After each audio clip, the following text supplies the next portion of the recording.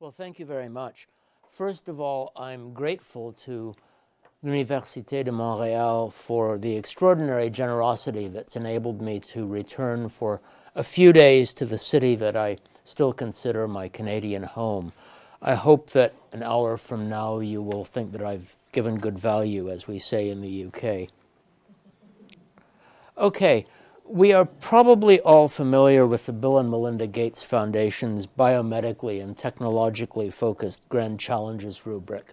From my perspective as a political scientist who's spent the past 15 years or so exploring health policy and politics, I've come to think that there are three real grand challenges for global health, which you see here. I'll concentrate today on the first two, which are analytically distinct, although the relevant political dynamics often interact in practice. The third one would unfortunately require another talk. My overall message is perhaps best captured by this quotation from a book that David Rieff wrote more than 20 years ago about how globalization was transforming Los Angeles. The point here being that there are these tipping points in global processes that we're unlikely to recognize until they've already happened. And I think that characterizes the current global health policy and politics environment rather well. A bit of background, which Louise has already mentioned. In 2015, my colleague Claire Bambra and I published a small book in which we used the rubric Neoliberal Epidemics to describe the health consequences, and in particular the health consequences for health inequalities of the economic policies of the past 2 decades in the United States and the United Kingdom in particular. The book's analytical framework was the political economy of health, as described here by Nancy Krieger. And it's important to note that production is not a metaphor, but a literal description of how economic conditions and political choices get under our skin to keep us healthy or cause illness by way of a multitude of pathways, which I would explore if this were a very much longer talk. Any number of events since the book was published have underscored the relevance of the rubric to the countries we studied, of which I'll cite just two from the UK context. This is the most recent chart of general government spending as a percentage of GDP in selected countries, actual and anticipated through 2022. And the anticipated figures are what governments tell the International Monetary Fund, so they may actually be a bit more accurate than what governments tell their own citizens. The big dark line is the UK, and you can see that post-2010, which is when the Conservative government came to power, there is a trajectory in which, within a relatively short span of years, the UK is moving from roughly a Canadian or German level of public expenditure to roughly a US level of public expenditure. Now, there is no particular right level of public expenditure. That's what the political process should be about. But as a society, you can do things with, say, a French or a Swedish level of public expenditure that you simply can't do on the UK's current trajectory. One of those things is maintain a public health service that's reasonably comprehensive and free at the point of use. This is why you see HM Treasury now advertising private medical insurance as part of the compensation package for deputy governors of the Bank of England. If we had a real political opposition, this would have been pointed out in Parliament. But the rubric of neoliberal epidemics has much broader applicability in the global context, and in fact that's how I started thinking about such things. And we can understand this by way of the case study of structural adjustment programs, which began being promoted by the World Bank and IMF in the early 1980s as a way of getting overstretched countries to reschedule their debts and essentially protecting high-income country money center banks. And this is how a multidisciplinary panel of social scientists characterized the enterprise in the 1990s. And by that point, there was already quite a bit of accumulated evidence of negative health and social impacts. But we're now seeing the power of numbers brought to bear on these questions with large multi-country data sets. And the findings, as you see here, are consistently negative with respect to a variety of health outcomes. They're negative across this sample of all countries subject to conditionalities during the second half of the 1980s. And interestingly enough, there are negative effects not only on health outcomes, but also on labor rights, which in the context of global restructuring is important to keep in mind. Now, this case study is of more than historical interest. Alex Kentikelenis, in a study of all the structural adjustment conditionalities between 1985 and 2014, points out that the IMF's claim that these conditionalities belong to the bad old days is just wrong. In fact, the conditionalities are now in some respects more extensive than they were. And of course, structural adjustment has traveled northward to countries like Greece. So this remains very much a topic of interest. But in the global frame of reference, how can I be so gloomy? In a world where progress toward the Millennium Development Goals has been widely celebrated, and the successor Sustainable Development Goals are generating new waves of enthusiasm in many circles, what's the story? Why so gloomy? Do I have Russian ancestors or something, as my students say? Well, there have been undeniable success stories on some targets and for many countries, although how much the MDGs actually had to do with the accomplishments is another question. But at the same time, we're looking at a world in which there are about 900 million people living below the World Bank's extreme poverty line. There are more than 800 people worldwide who've experienced chronic insufficiency of caloric intake every day over at least the past year. And of course, both these indicators are vast underestimates of the extent of material deprivation. Meanwhile, Joseph Stiglitz, a former chief economist of the World Bank until he was forced out by the U.S., points out that the development policies of the past few decades have led to a lost quarter century in Africa, a lost decade in Latin America, etc., etc. So neoliberalism just doesn't do what it says on the tin, as we say in the UK. All this happened during a period in which the value of the world's economic product more than tripled. Okay, so there are some reasons for gloom. One of them is that globalization transforms labor markets through this process of labor arbitrage. What does that mean in practice? Well, here's a quotation that, you couldn't make this stuff up. This is what economies, societies have to do to attract foreign direct investment, right? It's not just about wages. Here's a quotation from a Chinese factory manager interviewed by James Fallows a decade ago.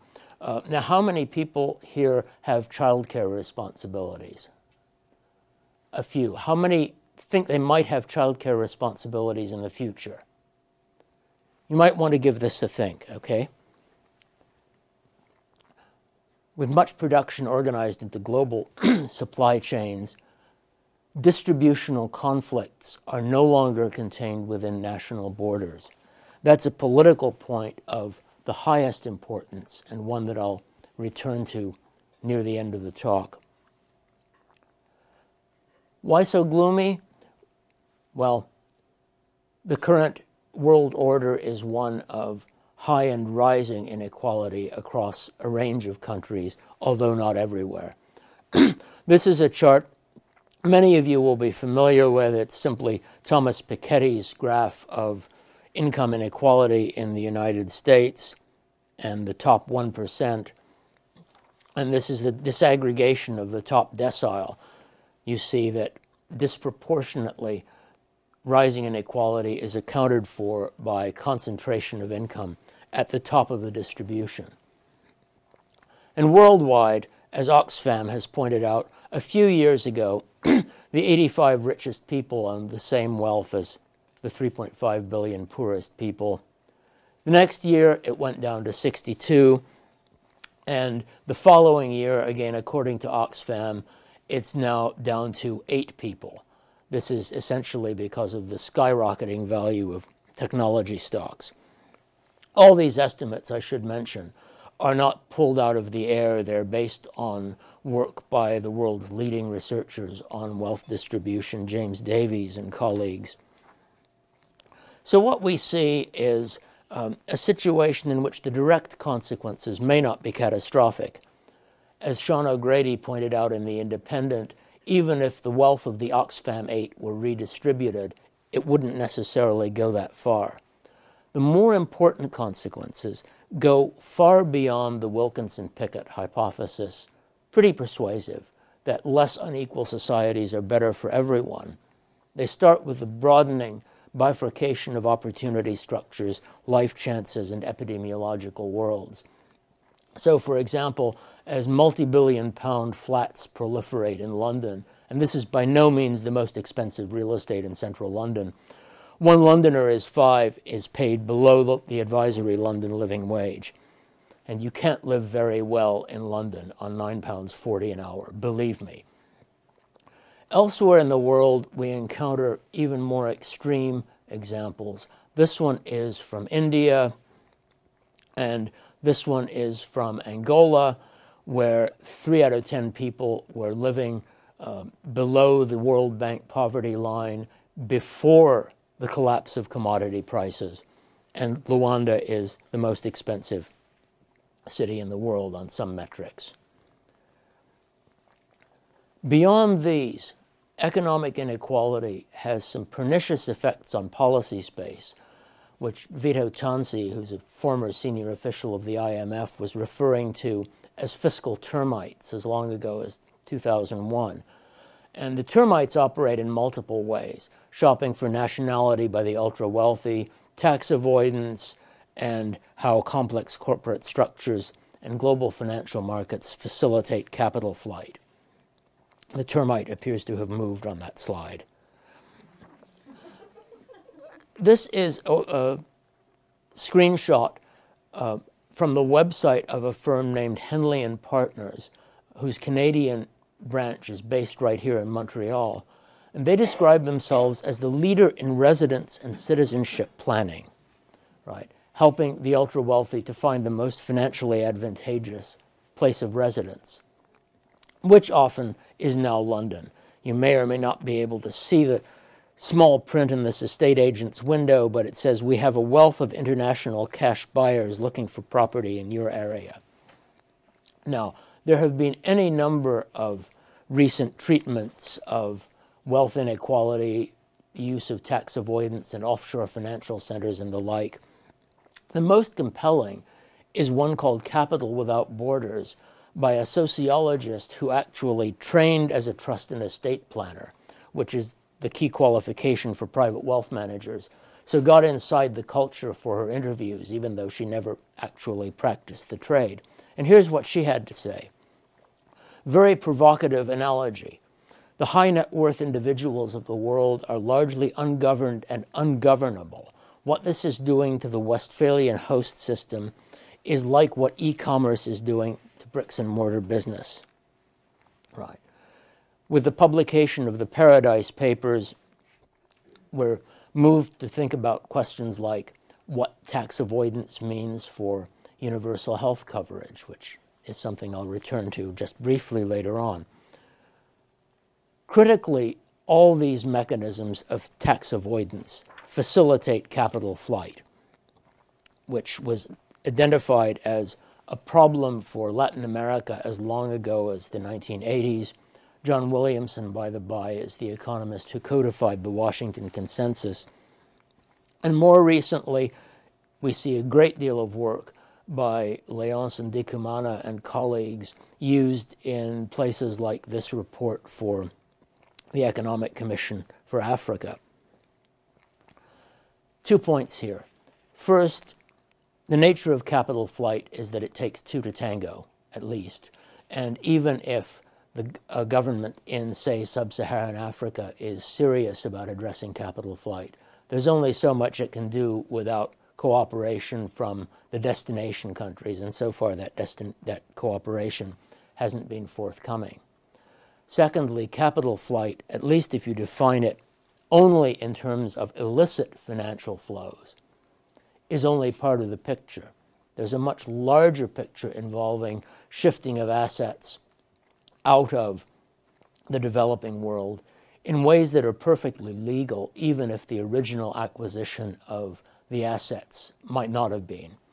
Think about the investment by Angola's elites in Portuguese real estate, for example. A few final notes on inequality. Private fortunes as sources of power.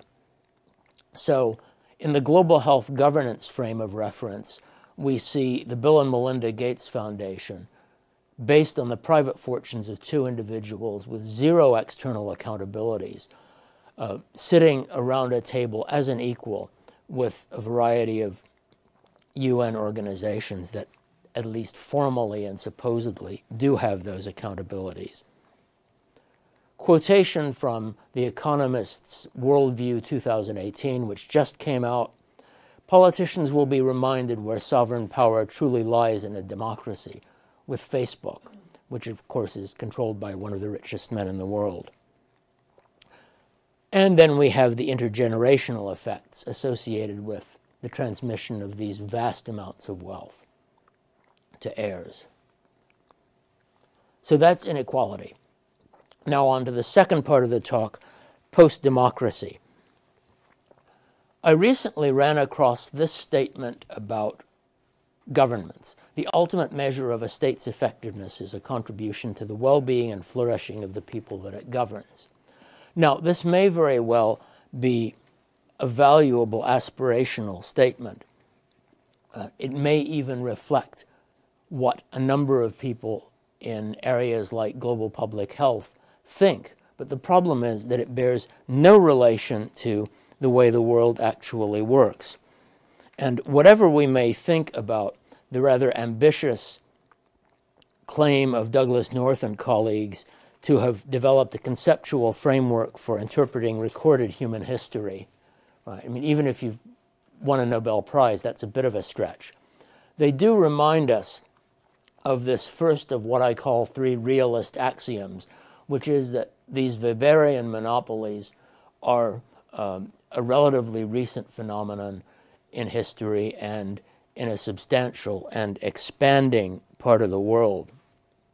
They are fragile or disintegrating. Second axiom, this is really the most important one, understanding what governments do in terms of an exchange relation between them and their supporters or their subjects.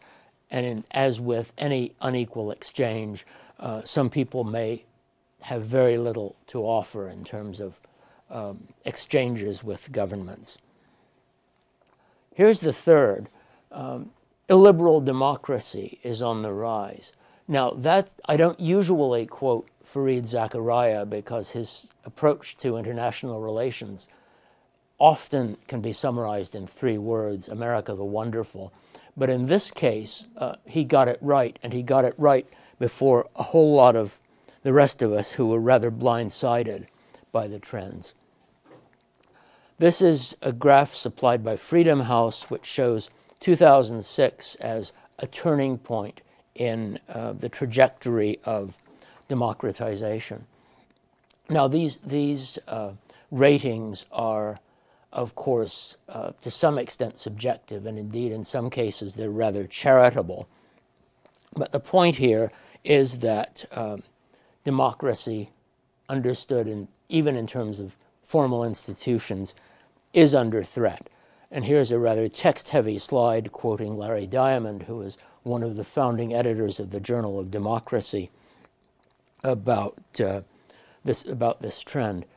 Last bit of the slide about the class of regimes that in the last decade or two have experienced significant erosion is especially important. We can look around us at the headlines and see this, right? Whether it's Turkey or Thailand or Cambodia or any number of conflict states. Zimbabwe is much in the news these days. Okay.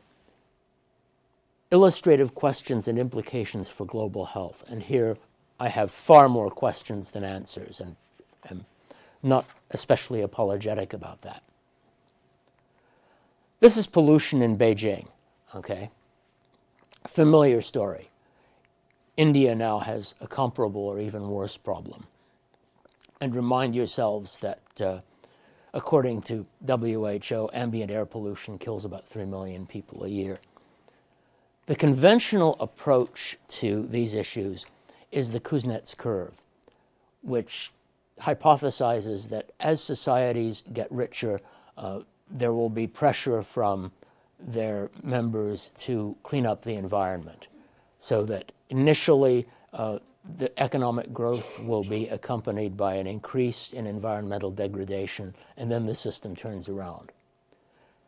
For some environmental insults in some countries, this works very, very well. This is, as you can see, a Kuznets curve for sulfur dioxide emissions in the USA, steadily climbing in parallel with economic growth until 1970, 2 years after the Clean Air Act is passed, and then they start declining quite rapidly. But this implies a certain view of the relations between rulers and subjects, between governments and those who are affected by their policies, and it's not clear whether Kuznets curves will hold under conditions of deepening authoritarianism. Right. More broadly, and getting away from environmental issues, authoritarianism. It's sobering to consider the fact that the 6 African countries that are the largest recipients of development assistance are all authoritarian to varying degrees. One of them is Rwanda, which is widely regarded as a poster child for improving health outcomes, admittedly after a very low baseline because of the genocides. Rwanda is also relentlessly hostile to domestic dissent. Election outcomes appear to be preordained, and there's reliable evidence that Paul Kagame, who's been described as the global elite's favorite strongman, has planned the murder of political opponents.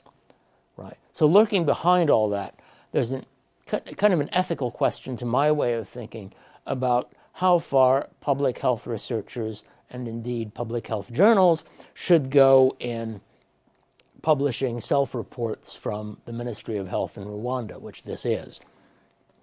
Okay, so there are various specific questions there.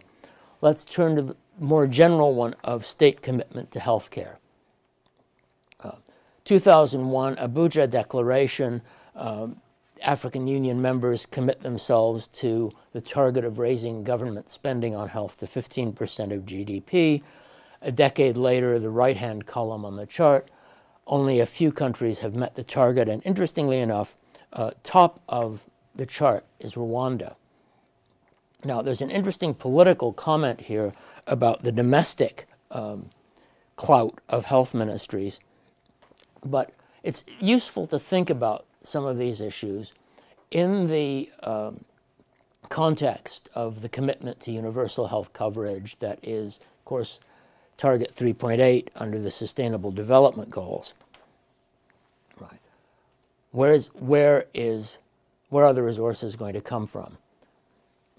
Chatham House has arrived at this estimate, it's now a few years old, of the minimum package of essential health services.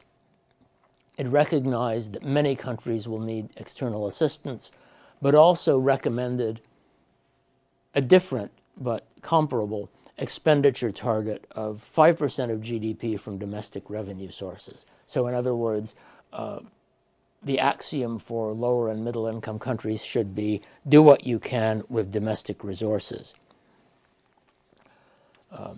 And this is Aaron Reeves and colleagues talking about what the Indian government, this is a country that's just escaped low-income country status, might be able to do if it were more effective, chose to be more effective at mobilizing domestic resources. Now, the arithmetic is slightly out in this particular example, but the analytical point remains. Now, Chatham House recommended a whole range of measures to increase domestic revenues, right? Maximize government revenues and revenue sharing from resources, ensure good tax compliance, we talked about that earlier, and assess whether tax rates on personal income and company profits can be raised. Well, of course, the fiscal termites are chewing away at exactly that idea, and all these ideas depend on directly confronting the most powerful interests and actors in a particular society. How likely is that?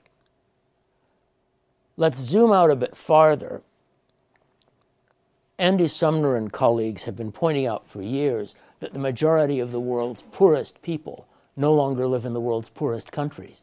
They live in lower middle or middle income countries, and they argue that the point that you see here, in the not too distant future, most of the world's poor will live in countries that do have the domestic financial scope to end at least extreme poverty, right? And they talk about reframing poverty as a matter of national distribution and national social contracts, right? Now, everything we know about the operation of global forces suggests that those national social contracts that underpin the post-war settlement between labor and capital in the high-income world are in fact being undermined by labor arbitrage, by the globalization of financial markets, and so on. So I leave you with an idea that was a phrase that was coined quite a long time ago by a former secretary in the Clinton cabinet, secession of the successful, right? In the United States, Ken Silverstein described the notoriously retrograde politics of Arizona this way, right? You buy your books at Borders, you don't need libraries, right?